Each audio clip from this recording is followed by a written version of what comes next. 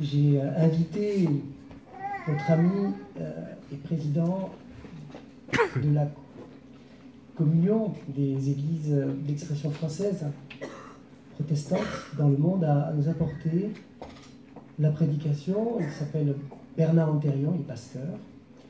Et c'est une joie pour nous, cher Bernard. Tu vas venir aussi nous apporter des paroles de ceux aussi qui t'envoient de France tout à l'heure. Mais avant de te laisser la parole, nous allons nous préparer à recevoir cette parole. Demandons à Dieu le secours de son Esprit Saint au moment d'ouvrir et de méditer les Écritures. Prions.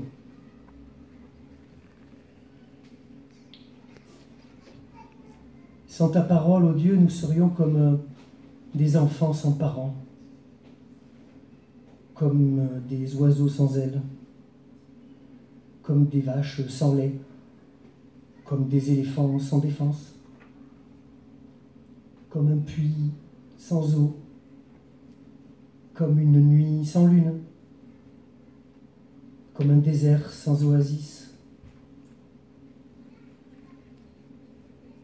Donne-nous ta présence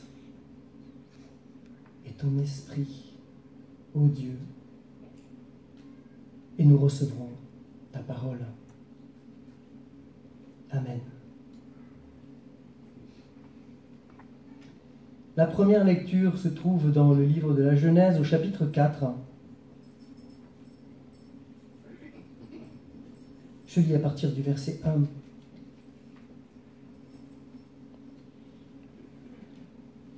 L'homme eut des relations avec Ève, sa femme. Elle fut enceinte et mit au monde Caïn. Elle dit: j'ai produit un homme avec le Seigneur. Elle mit encore au monde Abel, son frère. Abel devint berger de petit bétail et Caïn cultivateur. Après quelque temps, Caïn apporta du fruit de la terre en offrande au Seigneur. Abel, lui aussi, apporta des premiers-nés de son petit bétail avec leur graisse. Le Seigneur porta un regard favorable sur Abel et sur son offrande. Mais il ne porta pas un regard favorable sur Caïn, ni sur son offrande.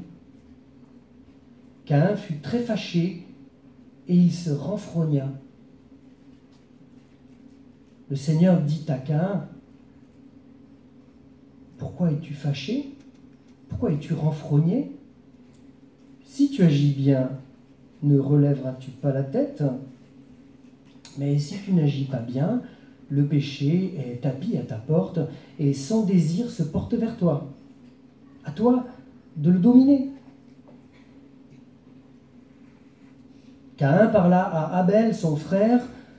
Comme ils étaient en pleine campagne, Caïn se jeta sur Abel, son frère, et le tua. Le Seigneur dit à Caïn: où est Abel, ton frère? Il répondit: je ne sais pas. Suis-je le gardien de mon frère? Alors il reprit: qu'as-tu fait? Le sang de ton frère crie de la terre jusqu'à moi. Maintenant tu seras maudit, chassé de la terre qui a ouvert sa bouche pour recevoir de ta main le sang de ton frère. Quand tu cultiveras la terre, elle ne te donnera plus sa force. Tu seras errant et vagabond sur la terre. Caïn dit au Seigneur: ma faute est trop grande pour être prise en charge. Tu me chasses aujourd'hui de cette terre, je serai caché, tu ne me verras plus, je serai errant et vagabond sur la terre. Et si quelqu'un me trouve, il me tuera. Le Seigneur lui dit: alors si quelqu'un tue Caïn, on le vengera 7 fois. Et le Seigneur mit un signe sur Caïn pour que ceux qui le trouveraient ne l'abattent pas. Puis Caïn se retira de devant le Seigneur et s'installa au pays de Nod, vagabondage, à l'est d'Éden. Jusqu'ici, cette première lecture.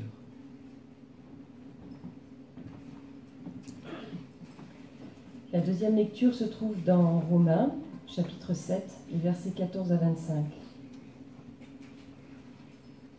Nous savons en effet que la loi est spirituelle, mais moi, je suis un être de chair, vendu au péché. Car ce que je produis, je ne le comprends pas. Ce que je veux, je ne le pratique pas. Mais ce que je fais, c'est ce que je déteste.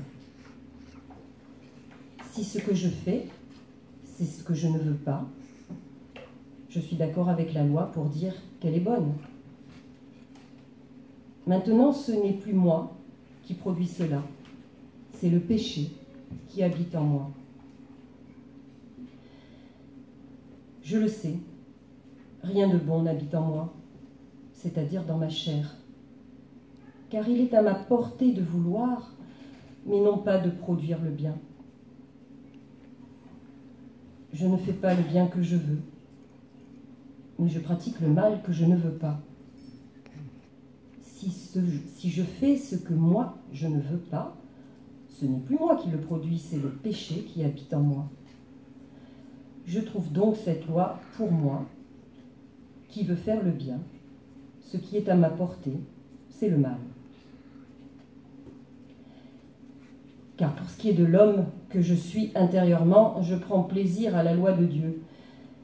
Mais je vois dans mon corps tout entier une autre loi qui lutte contre la loi de mon intelligence et qui me rend captif. Captif de la loi du péché, qui est dans tout mon corps. Misérable que je suis, qui me délivrera de ce corps de mort? Grâce soit rendue à Dieu par Jésus-Christ notre Seigneur. Ainsi donc, moi, par mon intelligence, je suis esclave de la loi de Dieu, tandis que par ma chair, je suis esclave de la loi du péché. La dernière lecture se trouve dans l'évangile de Luc, au chapitre 8, les versets 19 à 21. Sa mère et ses frères se présentèrent, mais ils ne pouvaient l'aborder à cause de la foule. On l'en informa. Ta mère et tes frères se tiennent dehors, et ils veulent te voir. Mais il leur répondit, ma mère et mes frères, ce sont ceux qui entendent la parole de Dieu et la mettent en pratique.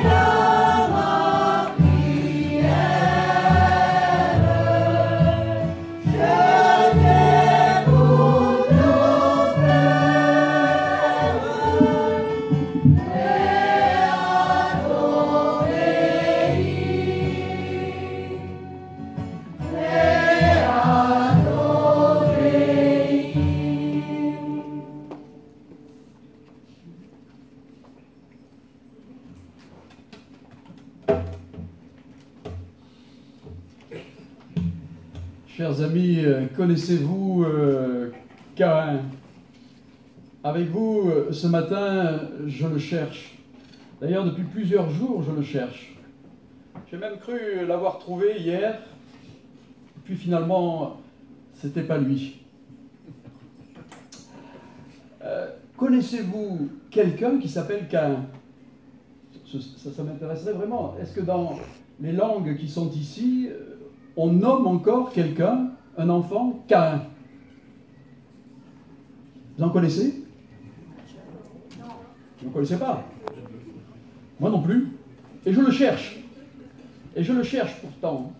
Et ce matin aussi, je veux le chercher avec vous à travers ce texte célèbre. Ce nom semble si lié à l'histoire racontée dès les origines, dès l'expulsion du jardin, est lié à cet assassinat fraternel qui est déjà là aux origines, qu'il a été rejeté, totalement rejeté par nos frères et nos sœurs, par nous-mêmes. Nous connaissons mieux Abel. Il y en a même un ici, cher Olivier. Abel, ça va, mais Caïn, ça ne va pas. Eh bien, c'est vrai, il n'y a plus de Caïn parmi nous. Alors peut-être, c'est ce que je vous annonce, sommes-nous tous un peu Caïn? Il y a, frères et sœurs, du Caïn en nous. La plupart de nous n'avons pas assassiné notre frère, notre sœur. Nous sommes membres de cette communauté turbulente, certes, et révoltée violemment contre le projet de Dieu pour nous. Nous sommes avec nos sociétés diverses, complexes, avec nos familles d'appartenance, avec nos groupes parfois, sur notre lieu de travail, sur notre lieu de militance. Nous sommes en violence envers nous-mêmes et envers les autres. Nous sommes nous-mêmes violents contre l'autre, les autres, contre le tout autre. Alors tout se passe comme si le rédacteur de ce vieux texte légendaire voulait non seulement expliquer, rendre compte des événements de son temps, par exemple peut-être l'aventure bizarre des Kénites, des baroudeurs fugitifs et redoutables. Mais en même temps qu'il racontait son présent, voici qu'il veut élargir l'espace et passer du local au général. Nous dire aussi à nous, lointains frères et sœurs, ce qui se passe toujours dès que l'être humain s'éloigne de son Dieu, de son Créateur, de son vis-à-vis. Ce rédacteur s'adresse à nous depuis des générations pour nous parler de nous, en relation avec nous-mêmes, avec les autres. Et c'est bien cela que nous voulons toujours entendre et réentendre.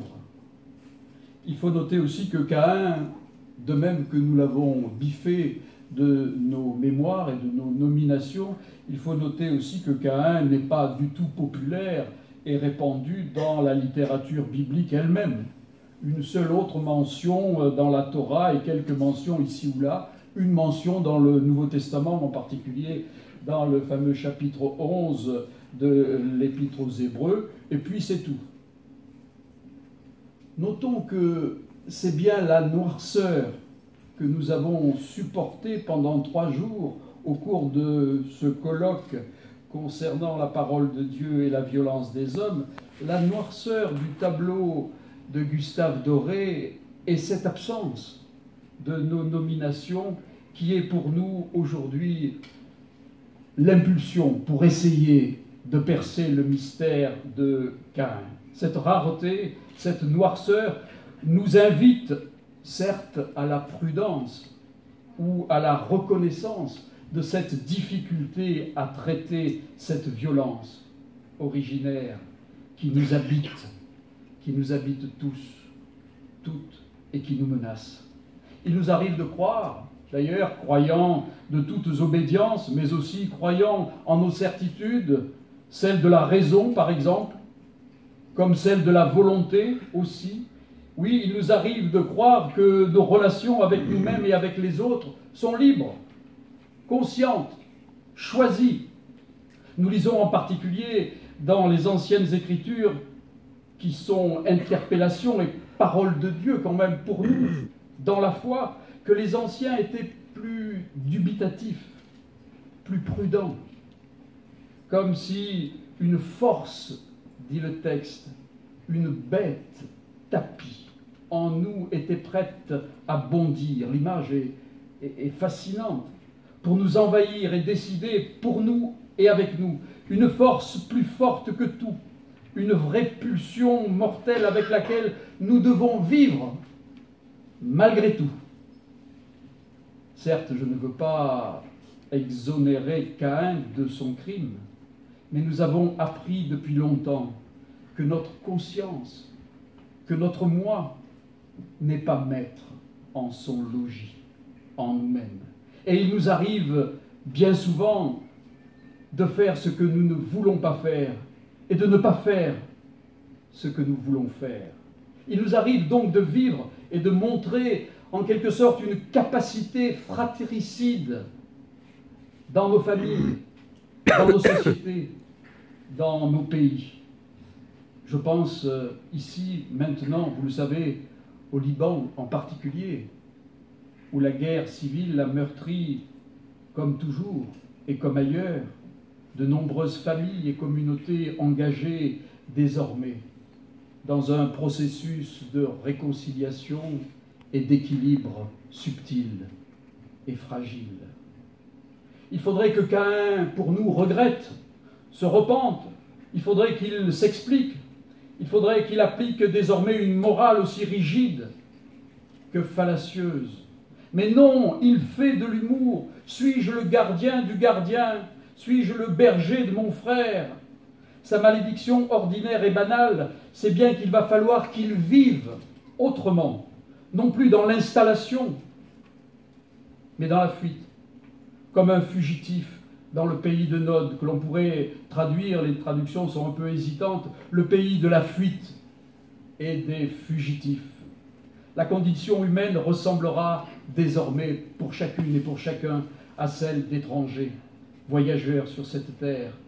Il ne s'agit plus de comparer ou de choisir entre nomadisme et sédentarité, mais il est désormais possible de vivre, il est désormais urgent de vivre devant Dieu de façon nouvelle et renouvelée dans un monde sans Dieu. Caïn va vivre avec sa faute, sa culpabilité, mais il faut imaginer Caïn sur le chemin du pardon et de la paix retrouvée. Il faut noter de plus que cette errance transforme, et ça m'a beaucoup frappé en relisant ce texte, que cette errance transforme et pollue la terre. Ce n'est pas seulement les gaz à effet de serre qui polluent la terre, c'est aussi l'attitude des hommes envers les hommes. Cela pollue la terre écologiquement, qui devient problématique, car elle ne continuera plus ainsi à te donner de son abondance, et tu seras fugitif et instable sur cette terre désormais fragile. Frères et sœurs, quelle actualité, quelle clairvoyance. Nous voyons sans cesse, et au plus près de nous, ces migrants étrangers sur cette terre hostile, produits de la violence et des pulsions mortifères, guerrières des hommes, qui pourraient dire, ici ou là, sommes-nous les gardiens de nos frères? Notre réponse, notre raison, notre volonté, notre foi, c'est bien de répondre oui, nous le sommes. Nous lisons aujourd'hui dans ce vieux texte une vision, une narration ancienne dont nous ne maîtrisons pas tous les codes et qui pourtant nous livre des paroles pour nous, que nous recevons comme interpellation, interrogation, comme promesse et comme réponse. Cette lecture de ce texte nous rend responsables, c'est-à-dire capables malgré tout de répondre. Caïn et Abel, voilà de quoi nous sommes faits. Volonté de puissance consciente et inconsciente, et fragilité, légèreté, vanité même. Finalement, nous pourrions dire que ces deux personnages sont les types inséparables de nos existences. La tentation est toujours là, se prévaloir d'une proximité avec Dieu, d'une interprétation autorisée, radicale des desseins divins, se prévaloir d'une vérité, d'une certitude au point qu'elle s'identifie sans écart avec nous-mêmes, au point d'étouffer et de nous étouffer aussi. Caïn croit, il sait, il entend que Dieu ne l'a pas agréé. Il croit qu'il a été rejeté, que son frère a été choisi, et par là même lui aurait été rejeté. Il agira stimulé par cette conviction en mettant en œuvre ce qu'il habite. Issus du même Dieu, comme Abel par leur naissance, Caïn veut la totalité et l'exclusivité. Il ne veut manquer de rien. Il devient insupportable que l'autre moi-même reçoive le cadeau qui doit me revenir. Difficile de vivre pour Caïn comme pour Abel, comme si la différence ou l'altérité était insurmontable et invivable. Depuis longtemps, vous le savez, la réalité de la fraternité donnée et promise se trouve menacée et fracturée. Je vous invite à repenser à des histoires bibliques. Ce serait l'histoire du peuple ancien d'Israël. Rappelez-vous Ésaü et Jacob, mais aussi les enfants de Jacob avec Joseph et ses frères, mais aussi Moïse, Aaron et Myriam et leurs difficultés de vivre sans jalousie, mais aussi les oppositions des clans qui deviendront en Israël des pouvoirs. On pourrait aussi songer au Nouveau Testament où les difficultés apparurent au sein même des disciples de Jésus, où la présence de couples de frères était présente. Les frères Jacques et Jean, fils de Zébédée, comme Simon, Pierre et André. Mais aussi par la suite, on sait que Jacques, le frère du Seigneur, se prévaudra, lui, d'une compréhension très familiale de l'héritage de son frère. Souvenez-vous aussi de la mort de Jésus lui-même comme trahison et meurtre, et celle d'Étienne, avec la participation de Paul lui-même. Le récit de la Genèse avec Caïn et Abel nous parle et nous alerte au commencement sur nous-mêmes comme l'ensemble des traditions bibliques. C'est pour cela que nous lisons, méditons et prions encore ces textes. Je voudrais ce matin retenir un aspect si particulier de ce texte de la Genèse. Il est très simple. Dieu n'abandonne pas. La bonne nouvelle, c'est que Dieu ne renonce pas devant ce que nous sommes. Il reste cet ultime qui est présent quand tout va bien, quand tout va mal. Non pas de façon abstraite ou magique, mais de façon précise, personnelle. Non de façon théorique, mais particulière. Il n'est pas la divinité lointaine qui juge, mais le Dieu proche pour nous, devant qui nous pouvons, quoi qu'il arrive, retrouver une route, une orientation, une vie renouvelée devant lui et devant les autres. Comme protection pour arrêter le processus mortifère, pour continuer une vie comme sur une route et être sain et sauf, Dieu mit un signe sur Caïn, une marque visible de sa présence qui empêche le malheur, qui empêche la poursuite de la violence. Dieu est celui qui permet d'arrêter parfois la violence. Dieu est aussi celui-là, et non pas celui qui la suscite. Et il empêche la reproduction du meurtre comme une vigilance, comme une aide pour la vie reliée avec soi-même et reliée aux autres. Malgré l'éloignement, malgré l'errance, la vie est une qualité de l'être de Dieu. La vie de la créature parle de la vie du Créateur. Selon un texte du prophète Ézéchiel, ce signe personnel serait la dernière lettre de l'alphabet hébraïque, le Tav. La présence divine comme protection, c'est bien l'ultime recours, l'ultime expression, l'oméga, la dernière lettre, comme la dernière possibilité.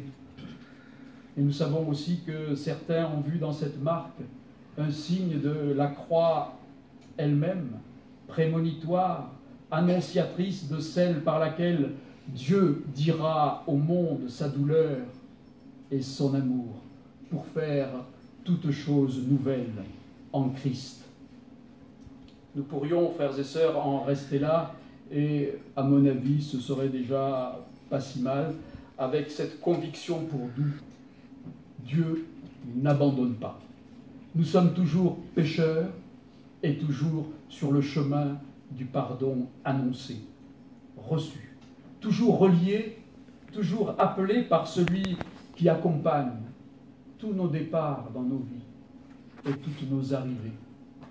Dans la foi, il me semble que la présence de Dieu en Jésus-Christ nous permet de rendre possible, plus encore, une réelle fraternité au-delà de nos familles concrètes que nous recevons et héritons. Mes frères sont ceux qui écoutent la parole et qui la mettent en pratique, dit Jésus à ceux qui enferment, à celles et ceux qui réduisent mon existence à sa seule dimension naturelle et familiale, à celles et ceux qui croient que nous sommes ce que nous faisons, à celles et ceux qui croient que nous sommes l'endroit d'où nous venons, à celles et ceux qui savent que ma position sociale me caractérise.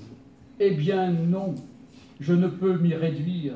La parole de Jésus ouvre une espérance et une promesse pour moi, pour nous, pour toi. Frères et sœurs, oui, nous le sommes en effet, frères et sœurs. Ce n'est plus une formule oratoire, c'est une interpellation à vivre.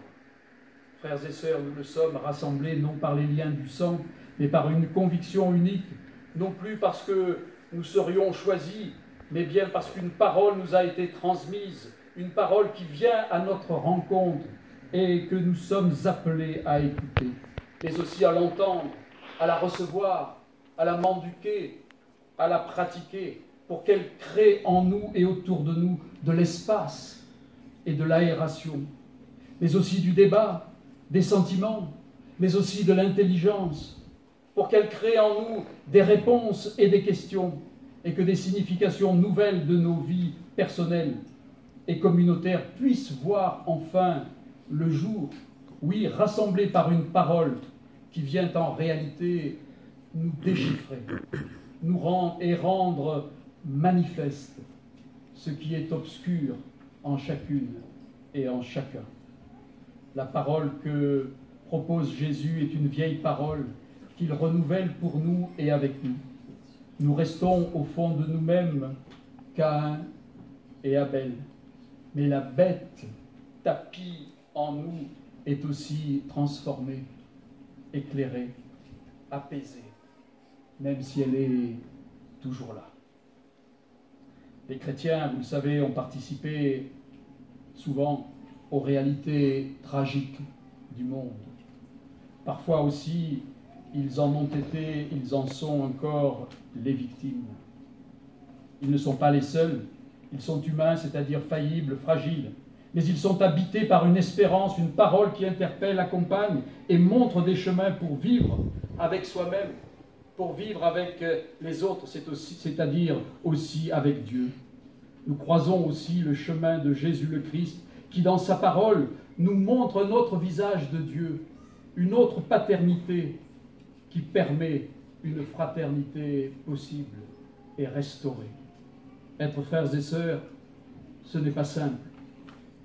C'est bien une exigence et en même temps, nous croyons que c'est un don que Dieu adresse au monde, à nos pays, à nos communautés, à nos solidarités, où il sera toujours possible désormais de s'accorder sur tous nos désaccords et vivre en frères, en sœurs, en Christ, dans une vie réelle, dans une société réelle. Nous pourrons rencontrer les autres comme nous sommes nous-mêmes rencontrés par cette parole de vie et d'amour. Frères et sœurs, la Fédération protestante de France, avec son président, le pasteur François Clavéroli, qui vous salue fraternellement et qui pense à nous ce matin, la Fédération protestante a choisi en cette année 2017 de célébration du 500e anniversaire de la Réforme, ce slogan, cette exhortation, vivre la fraternité. La Fédération protestante de France donne en outre quelques points d'application pour illustrer ce programme. dire toujours plus clairement ce qu'être chrétien signifie dans le monde aujourd'hui, porter avec d'autres un message de paix et de justice, notamment autour de 2 défis, l'accueil inconditionnel des réfugiés, la défense du droit des migrants et l'écologie, la justice climatique. Voilà ce qu'ici aussi, à Beyrouth, nous pouvons partager et vivre. L'écoute de la parole de Dieu et sa pratique pourrait en être la condition de possibilité. Oui, Dieu ne t'abandonne pas. Il te donne ce qu'il demande. C'est bien cela son amour. Pour toi, pour moi, pour nous. Amen.